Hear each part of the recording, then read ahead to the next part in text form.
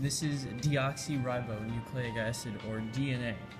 DNA is in the double helix format, and it is a nucleic acid made up of nucleotides, and nucleotides are made up of nitrogen bases, and in this case the marshmallows, where the marshmallows connect to licorice's the sugar, and then between each nitrogen base is the phosphate.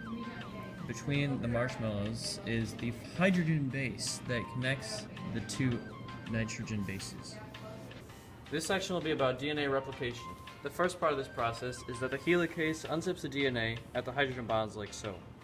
This process is semi-conservative, so the DNA keeps one strand so the nitrogen bases use the correct base pairing rules. DNA polymerase is the enzyme that adds new bases to the DNA strand that's being kept for replication. It also proofreads, so what happens is it goes like that. The new strand includes deoxyribose sugar, phosphate, and nitrogen bases. All of this happens during the process of interphase inside of the nucleus.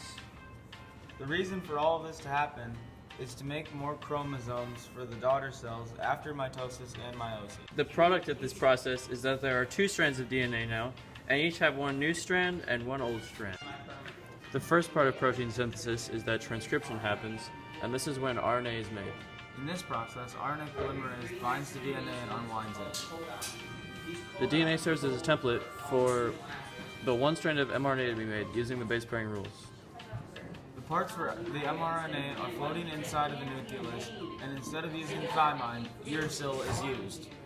After the RNA polymerase has paired the nitrogen bases, like adenine to uracil and guanine to cytosine, it rewinds the DNA.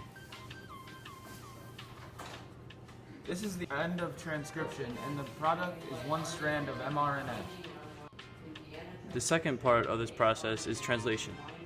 The first step of this is that the mRNA goes to a ribosome so they can become amino acids and eventually proteins.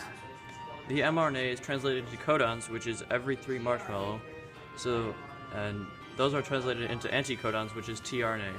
These are made into amino acids, and those are paired together by hydrogen bonds.